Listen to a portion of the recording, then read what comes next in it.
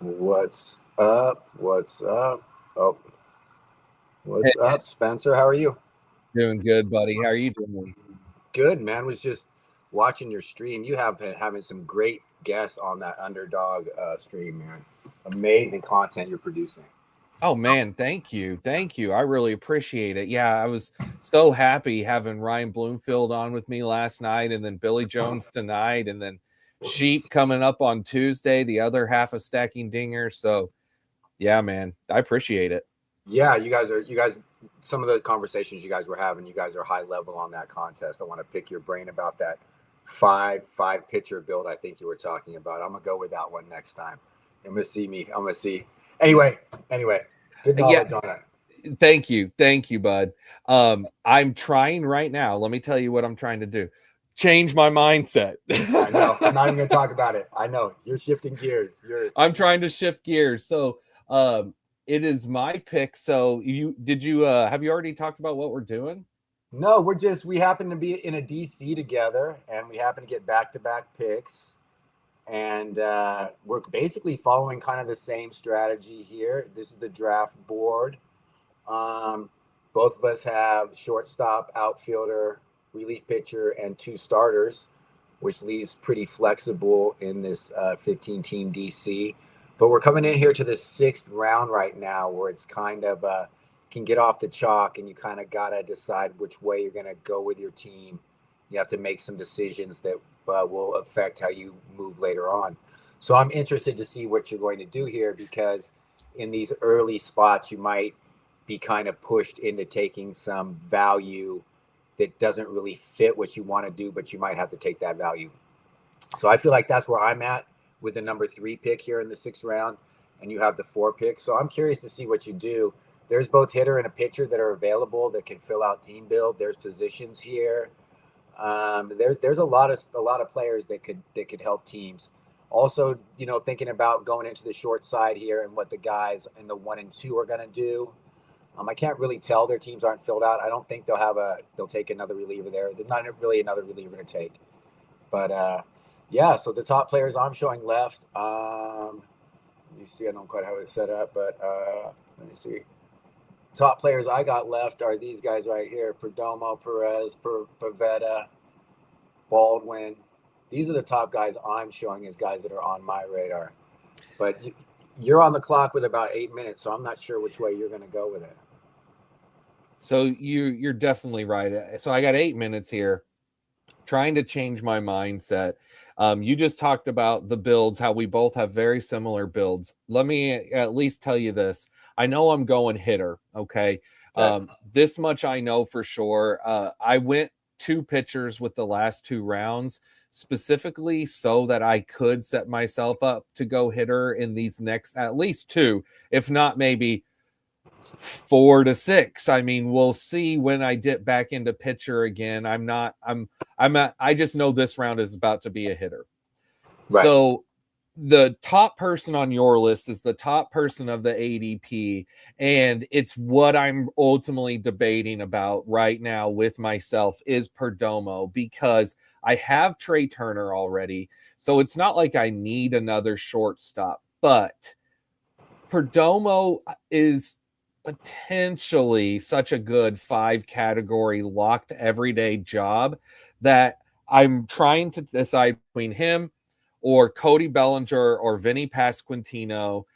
I want to say maybe Drake Baldwin, but I also don't generally like to spend up at catcher.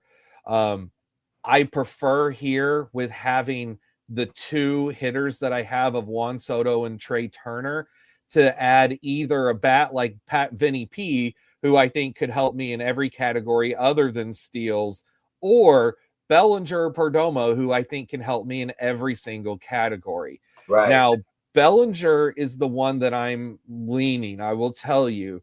I would have been looking if I didn't know Bellinger was back on the Yankees, if he was still a free agent, right, I would probably be looking more at Randy Arozarena. I was going to ask you about the Bellinger, that situation. Okay. It's what you're saying. it's why I'm back in on Bellinger, is because I wanted him to be a Yankee to feel good about him. Right. And also, this is a draft and hold, but this is again, it's not Gladiator, it's not best ball. I can gain positional eligibility during the year, and That's Bellinger that's the only thing I could was gonna get ask. first. Yep, he can get first, so I could move him later on to either a first base or a corner spot, but also locking him in as my outfield too. As I'm saying all of this out loud, it's leaning me more and more that I'm just going to go ahead and take Bellinger. But Perdomo is the main one that I am, it's like, gosh, do I really do you pass think he would on come back to you? Do you think he might come back to you? I mean, I've got a shortstop. Two's got a shortstop. Who knows what one we don't know with one, but he doesn't. He could. He could come back to me. That's possible, and that's a good point. That's a good point. Is anything influencing your thinking there? You know, in terms of a DC, you know, things can get away from you. I think that's the main fear. Is anything? Yeah, that's it. Is it influencing your thinking at all that what can come back to you? Well, that's a good point and great call, because I wasn't necessarily. See, I was just more worried about this pick, and not what would come back around, but what can come back around looks like, just looking at the top players available, I should be able to get another outfielder that I like for sure, and Randy or Michael Harris, or say a Suzuki, or if I want to grit my teeth and go O'Neill Cruz, only I can't see myself doing that. Yeah, I'm just not going to do that. So doing O'Neill Cruz unless he falls in a couple rounds. Yeah, so I'm just not doing that. That's what I'm seeing. That's what I'm seeing here. I mean, I know you got 4 minutes on the clock here, but I don't want him to talk your ear off. But you know what comes back to you here? You're gonna get probably one of those players you just mentioned coming back to you, like in all likelihood. They could double up. They could take 3 outfielders out in front there. I might take an outfielder. Soderstrom would have also that outfield / corner. Yeah. And he's very similar to at least say a Suzuki as far as return of value, I think. See, Michael Harris or Randy, it's the homer speed play, and speed matters, but at the same time power matters, So with I'm very high on Randy Rosarena. I mean, I don't think. Anyway, make your pick, Spencer. But I think you're always talking about Randy and him being a great value. I think that's a great call out. He's going to have 50-some counters this year. So I was going to say, with all of this said, it was kind of leaning me to take Vinny P or Domo then, though, you know what I'm saying, to like say, well, if one of these outfielders I like can fall, but I could also just double up outfield. If I go Bellinger, I could still take one of these other outfielders and then have an outfield too that could move if Bellinger does gain first base eligibility relatively early in the season. Right. I know that it doesn't matter really what it says today, but I am going to look, just for the sake of looking, at the Yankees roster resource page. And as of this moment right now, Ben Rice is first, Stanton is DH, so Bellinger. So how does Bellinger get first base eligibility? It's whenever Ben Rice is not playing first. So that's probably means when Stanton is not DHing, right? Yeah. Or Austin Wells isn't playing and Rice is playing catcher, because that's also how it would happen. That's second half. So, man, now I'm Vinny P or Perdomo. Or I'll tell you, I've taken Perdomo. Randy. I've taken Perdomo in this situation as my second shortstop. I have done that. In round, or like around this spot, like in round probably 6, this exact spot. Yeah, round 6, probably this spot. Yeah. So last night in my stream with Bloomfield, one of my buddies, Brock, was in the chat and he was talking about Perdomo. Basically, I had asked Perdomo or Willy Adames, and he was like, "It's clearly Perdomo. It's not even close." I was in that chat too. I said Perdomo as well. Yeah, you did. You know what? I'm not going to waste any more time. I want to get to see what you do, and then we'll just see what falls to me. I'm going to do Perdomo because now I really feel comfortable with Soto, Perdomo, and Turner as far as a base of batting average and speed. So if I do want to dip into some power only guys later, I feel a little bit more comfortable, but I'm still not done. If, like I said, if one of these guys does fall around to me, a Harris or a Rosarena, a Bellinger, I'm still not against them. But we now flip it to you, bud. Now, listen, I'm not going to try to poo-poo Gerald Perdomo, but who would we ever be thinking that's a 5-category player? And who would ever thought that that's basically like the last 5-category player to get here? As I'm looking at this, the rest of these guys aren't really 5-cat players like you were mentioning for Perdomo. You got Michael Harris there. You might get some upside there, but you're right. Perdomo is a really good pick there, and that's why I took him. That's why I took him where I did in the draft, where I doubled up on shortstop there. And I also don't think you're losing out on the mid-infield steals there, because people think, well, you can get that steals mid-infield later on. But Perdomo's a good pick there. Plus, I'm high on Arizona scoring a lot of runs. So I will say this about Perdomo. Because you said who would have ever thought? Not me. I would never have, until now, because over the last several seasons, now I will say this, in some DCs that I've done in the last few years, I have got Perdomo on some of my teams for the bench in like round 30 something. Exactly. And because he's made sense as a good late pick, because he was dependable, because the team loved him. The team loved him from the time that they called him up. He was called up when he was 20 or 21. I think he was 20, and they immediately played him. Right. Just immediately put him in the lineup and started playing him. So and the playing time was predictable when he was going to get it. And I believe in those first seasons, he had dual eligibility, which gave him a little bit more. He did. I'm going to put him on my team and just see what I got. I'm pretty sure for a while he had third, second, and short, all three of them. I think you're right about that. That was like 22 or 23. But anyway, so now that Perdomo has emerged as a bat, I mean, he's definitely not going anywhere, and he signed. They re-signed him, so like he's a legit bat, Spencer. He's locked and loaded for at bats, playing time, situation in the lineup. All I see is worst case scenario is he hits 10 home runs, but I think that a solid average, good runs, and at least 20 steals is almost a lock. I think Perdomo could hit more home runs if he wanted to. He could sell out and hit home runs. And you're right, he might go out light on that, but he's double digits. He's 12, 15 home runs.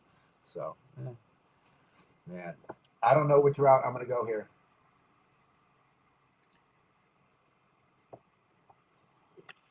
So are you looking at all the same people that I was saying, or is there anyone that I wasn't saying that you are looking at? I'm actually, despite our earlier conversations, and despite the fact that all of my DC knowledge knows right now that I am set up to draft basically 7 hitters and get back into hitters, because I got Ragans, Kirby, and I got probably the number 2 or number 3 strikeout relief pitcher, right?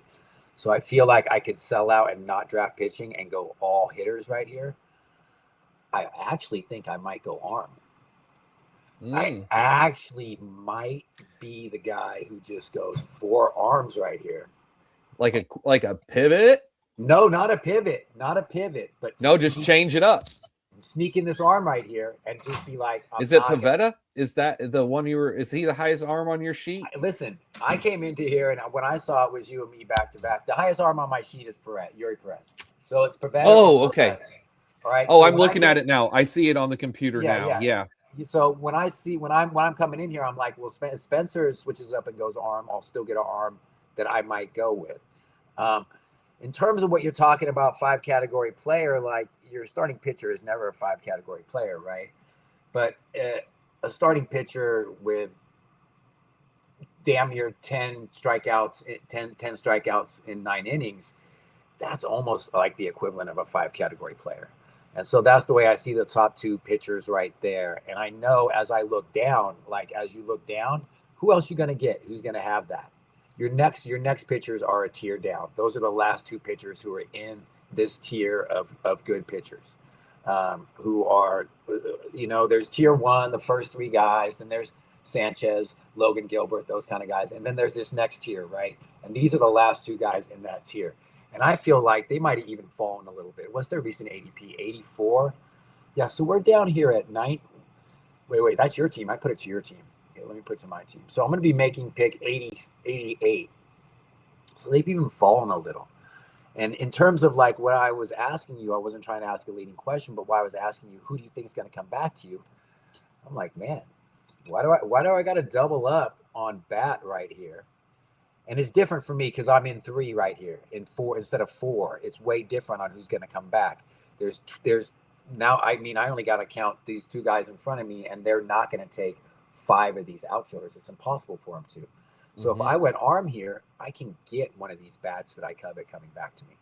So especially if you know the position is going to be outfield, because if you were wanting Vinny P or Drake Baldwin, you would be forced to take them right now. Or if I didn't take Perdomo and you wanted Perdomo. No, here's the thing is you still probably can get Vinny P because you know me, I'm not gonna reach for Vinny P, and I'm not gonna pay up for first baseman because I have an idea that I don't want to do that. So you might get Vinny P coming back to you. You could possibly get you in the 7th round here. So I'm also though not what's going to see. It'll see what you do at outfield before me.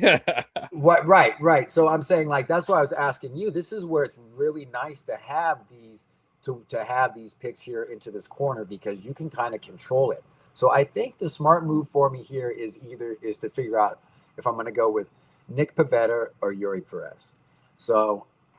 Well, let's talk it out. We got a minute here, right? We're not in a rush. The only other guy I heard you mention Drake Baldwin, and I do like the idea of Drake Baldwin, but I can't.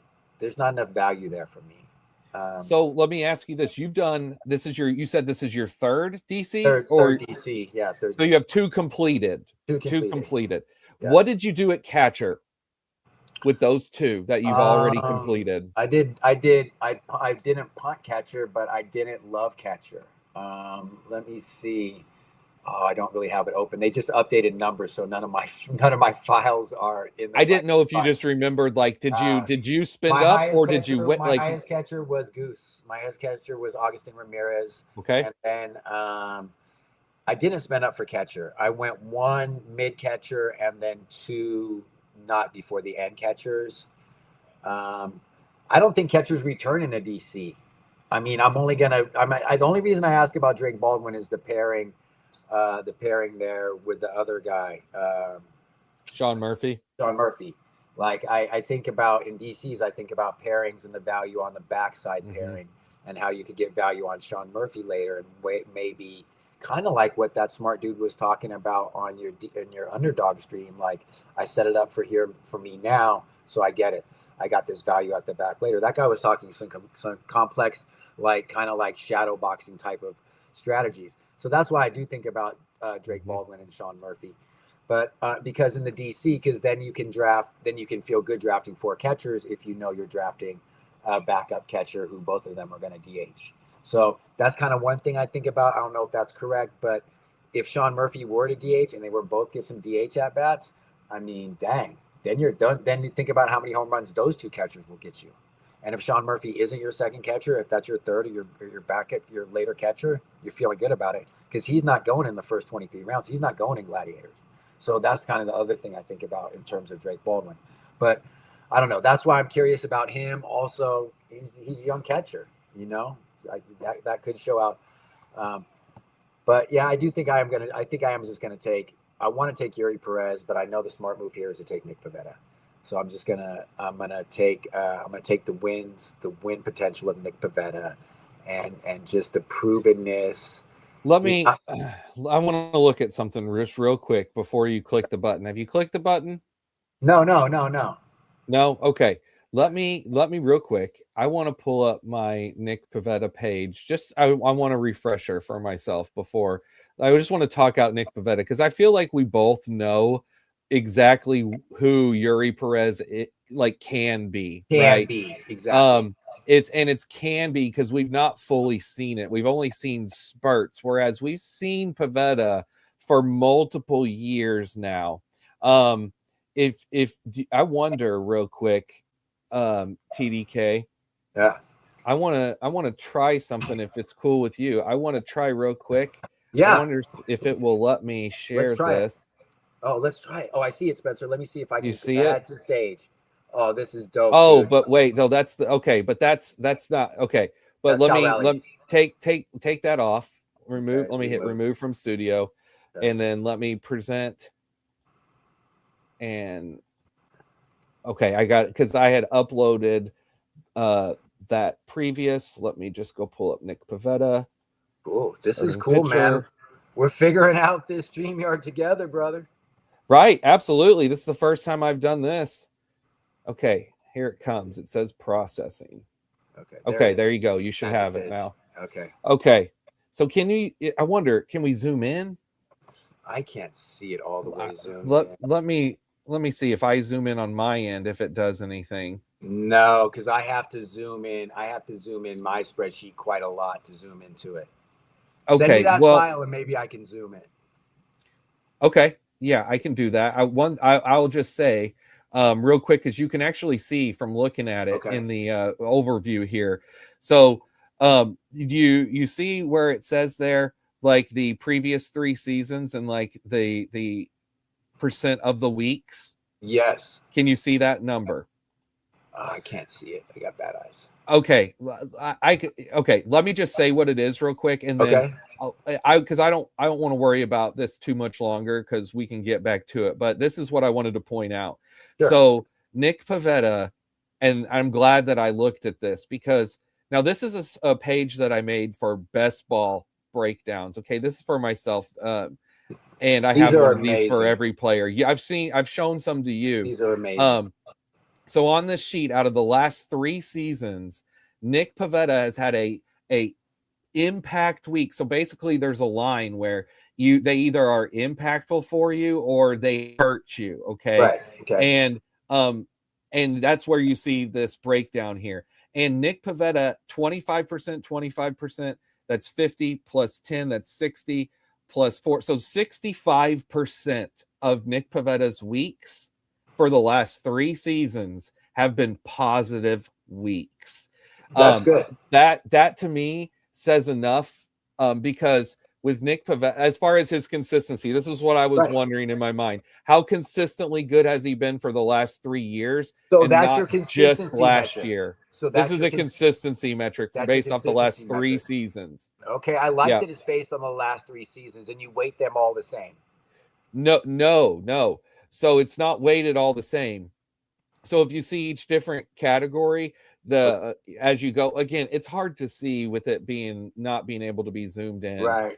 We'll refine this idea. Yeah, but nonetheless, if you could zoom in a little to see. So basically, each week, this is again based off of best ball, and so how many points they score is based off of how good, of course, they did that week. So let me give you an example. Last year, Nick Pavetta had 2 ultra weeks. Ultra is the 3rd from the highest as far as the best scoring weeks. In both of those weeks, it was week 16 and 22. In both of those weeks, he had 12 innings, so he had 2 starts. But you would think, oh well, did he have 2 wins in both of those? No, he had a good amount of strikeouts. He had 15 strikeouts in one of them between 2 starts where he didn't give up any runs. The other one was he had 17 strikeouts between 2 starts where he only gave up 1 run, and he did get a win there.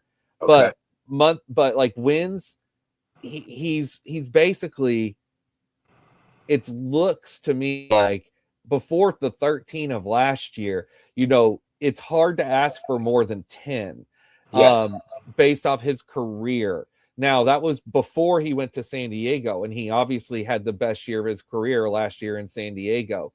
But even 2 years ago, where he finished as SP 35, he still had, actually in that season, even though he was healthy a full season, he was split between the bullpen. But I forgot about that. In 23, he was split in the bullpen. I forgot Boston did that to him in the second half of that year.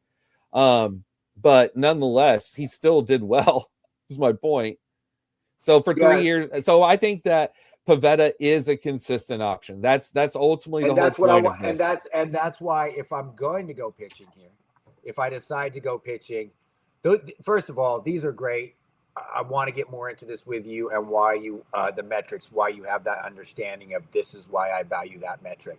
That's something I'm trying to understand why people. This is kind of this breakdown for me. This is a color scheme and like a way to take something complex and try to make it simple and straightforward. Right. That's ultimately what the point of this sheet is for me. Right. And like, if you look down in the bottom left-hand corner, you can kind of see this, or I can on my computer screen, where it says best ball impact score. Yeah. And he had a 34, a 29, and then a 55.8 last year. So again, it's like weighted, his impact score that's weighted based off of how well he did in those weeks, which you can see that right above you. But anyway. Interesting. It's all positive. This is my point. Yuri is he could be better than this for sure. Yuri could be better. But that's I think 100%. But if that's not what you want, this could be the perfect consistent pick. Well, because if I go consistency here, because Ragans, it's like I think he's gonna get those innings for me, but okay, I need to just be, if I'm gonna make this play to go these pitchers, they've got to start. That means these 3 guys have got to start every week for me. I'm investing in them to start every week. And they're not pulled out of my lineup. That's the way my team is going. Nobody else here has 3 pitchers. Nobody else here is even thinking like this. That Hunter Brown, Freddie Peralta. See, because nobody else would be thinking like that in this league. And I guarantee you, if I pop a pitcher here, people will get pitcher nervous, Spencer. I just pulled something up. There's now this guy's, I'm sure not on your list of people to look at. Let me see. Is his name there checked? No, but he is the 4th name from the top. So Framber Valdez, again, from what we're discussing, you want for this pick. Literally, this is what Framber has been for. The reason he's not checked is I hear he's going to sign with the Giants, bro. And you just don't want to root for that, or I can't. I mean, it's good for a pitcher. It would be great for a pitcher like Framber Valdez, but the win possibilities are low. And you're in the same division with who? San Fran's good, man. Have you seen their lineup? Padres and the Dodgers. I agree. Padres, Dodgers. That's all I'm saying, right? I know. It's so true. It's so true. And who's their reliever again? Who's San Fran's reliever again? Yeah, they don't have one. And their starting center fielder is Harrison Bader, and he's going to hit 7th or 8th, maybe.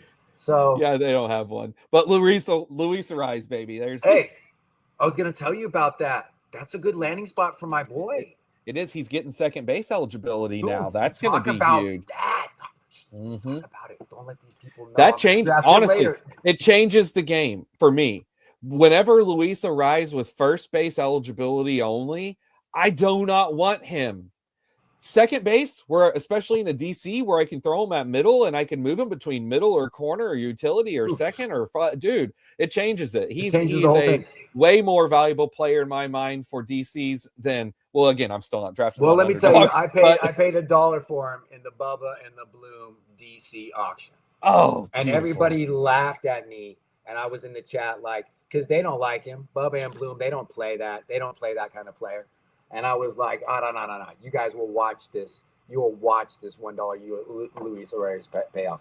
But yeah, I think you won't get him for $1 now. No way. Also in that same DC auction, you know who I got in like pick 533? Count it, Sir Anthony Dominguez. So nice. Was this pre-signing? Yes, at 533 pre-signing? Pre-signing, like the day before. I was out there just looking at who's actually closed Major League Baseball. You know, Waxman was talking about that whenever we did that last draft together, as far as like names, and he threw out Sir Anthony. Bro.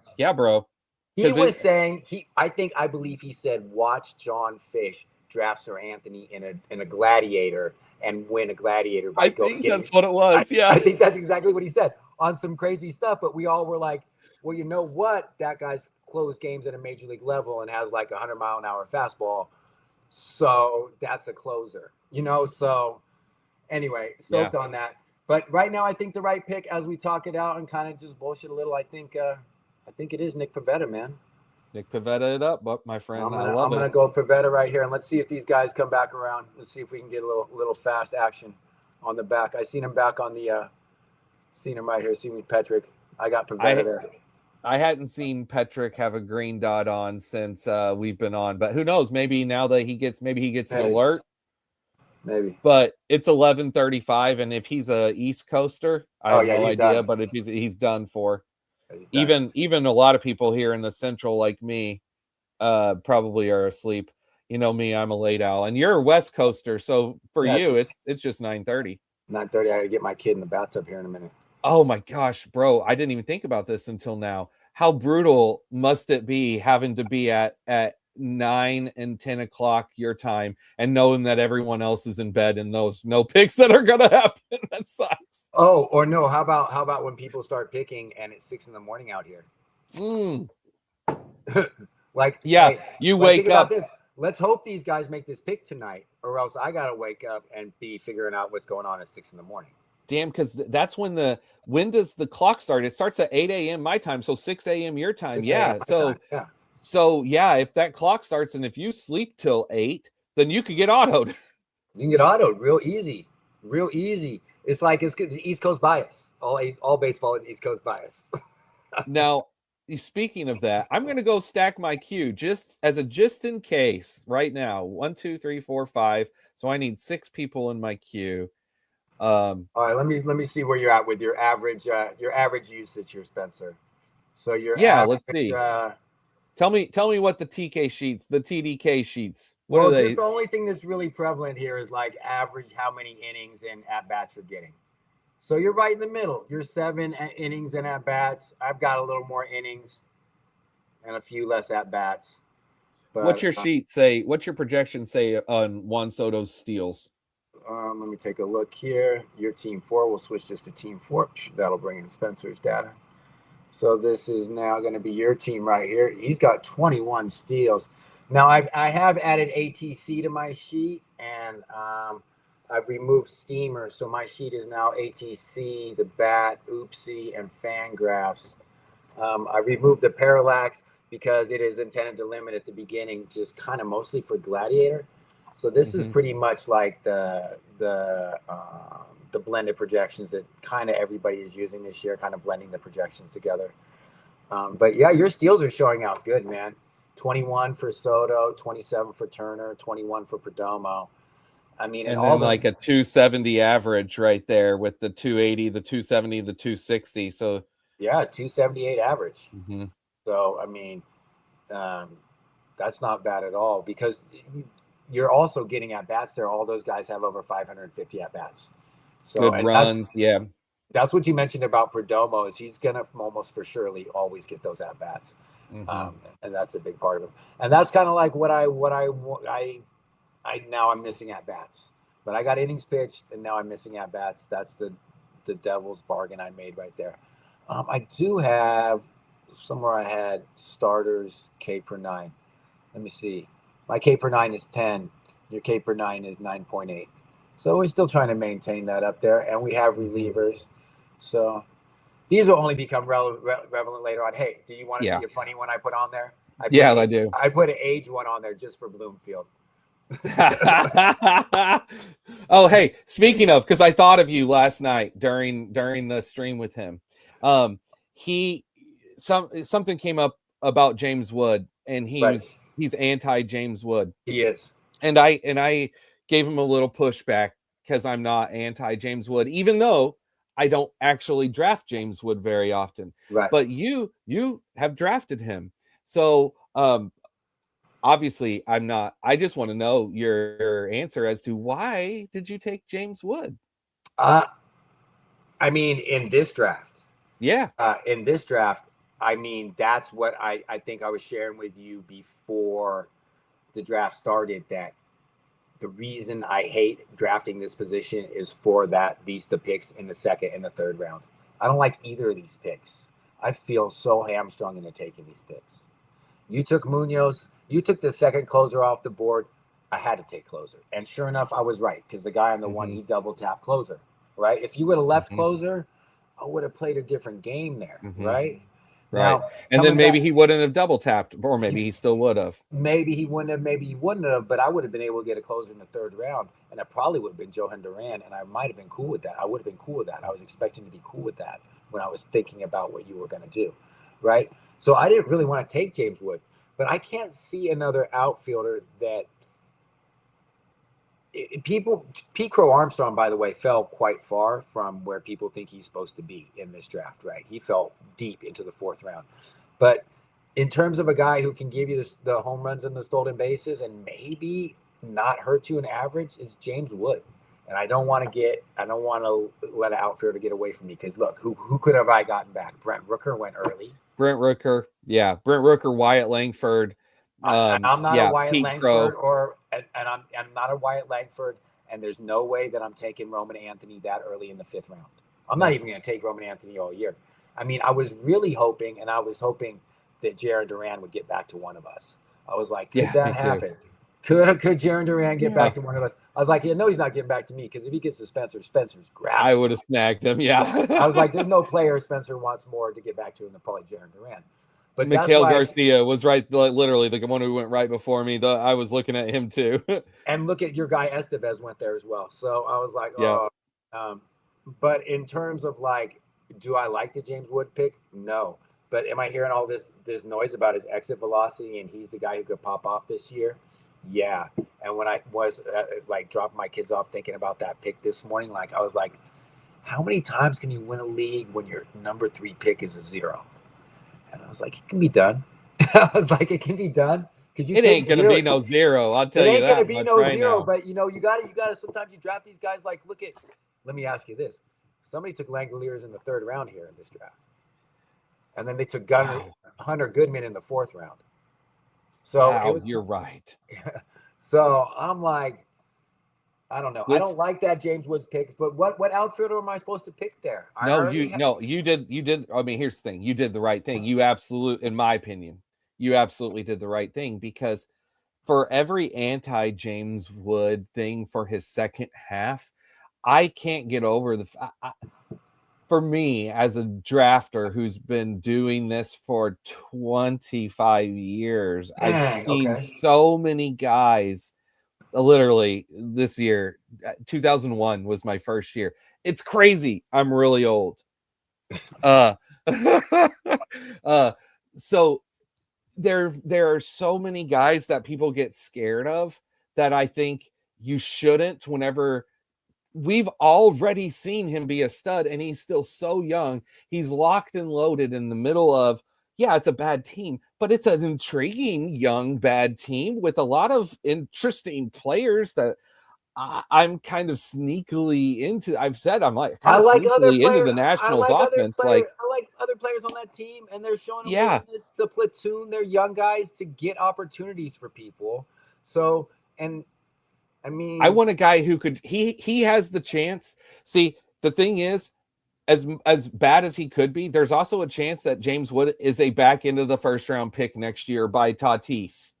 And that's when I'm sitting there thinking, can you win this league by taking a 0 in the 3rd round? I'm like, I'm not getting a 0. He's going to give me 20 and 20 somehow, right? He's going to give me that, right? So it's just a matter of the average. It's a matter of the average and a matter of the other production. Well, I think 40 is so in play. That's the thing. 40-20 is so in play. And if it comes with a 260, 265 average, all of a sudden you feel great. And 40 and 20 is how many more counters than Brent Rooker is going to give you? You know what I'm saying? Brent Rooker could be 35 to 40 still, but I wouldn't put Rooker over 10 steals most. Right. So, I know there's a big Brent Rooker's way down the line from Woods, and Woods is between him and like Jackson Chourio, right? But I think Wood is closer to Jackson Chourio. He's closer to that, and he a little bit of luck with that lineup. It could be 90, like you said, 40 and 20 and a 260 average. And in my book, that's a 5-category player in the 3rd round. That's a stud right there. Yeah, that's the thing is, it's like, to me, the risk is the risk would only be to not take him if he was going at the Jackson Chourio range. The risk is only to not take him. Exactly. At this price, the risk is only to not take him, because you're going to risk on on all these players are risk, but you got a risk on an outfielder there. Like we were talking about earlier, hey, we came out of these first 3 rounds with shortstops, relief pitchers, and outfielders. You got a risk on an outfielder there. At least this is my outfielder, right? Like who's the number 1 outfielder? Somebody got lucky to have Duran as the number 1 outfielder, but Team 5 don't even got an outfielder yet. Team 1 don't got an outfielder. You know what I'm saying? Team 9, no outfielder.